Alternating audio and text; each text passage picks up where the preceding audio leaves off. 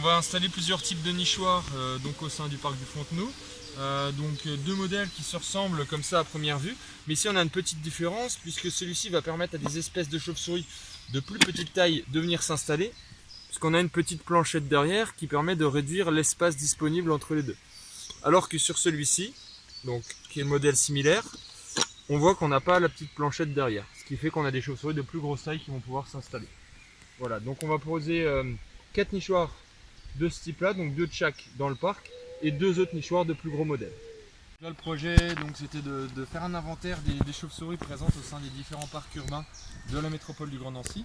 Donc la commune d'Oudemont et la commune de Vendeuvre se sont portés volontaires pour monter ce projet-là, en partenariat avec la métropole. Donc il y a 5 parcs urbains qui ont été choisis. Donc le parc du Fontenot pour Oudemont, le parc du Tonneau pour la commune de Vendeuvre, et donc 3 parcs métropolitains qui sont le parc de Brabois sur Villers, le parc de Montaigu sur Gerville et le parc des Étangs sur Seulles-sur-les-Nancy.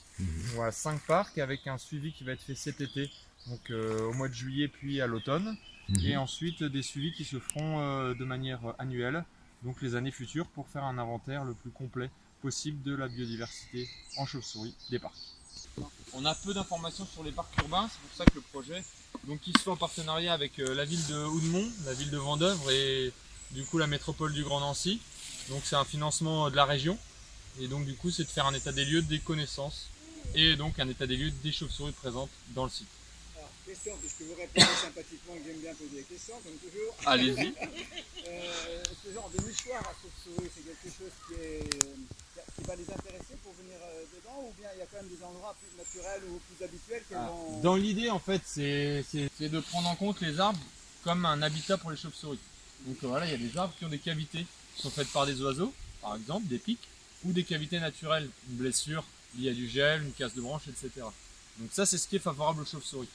Maintenant, pour mener une étude correcte au niveau des arbres, ici c'est compliqué, on ne peut pas rentrer dans les arbres, on ne peut pas voir toutes les cavités.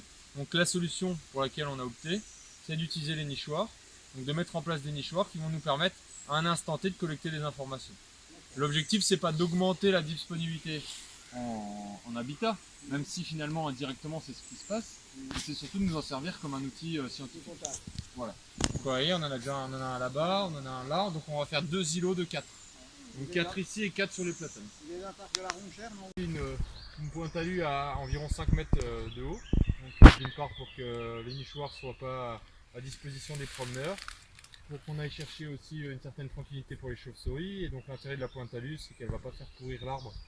Voilà, donc au niveau de son point d'insertion, et que dans le temps on puisse enlever, remettre les nichoirs voilà, pour pouvoir observer les chauves-souris.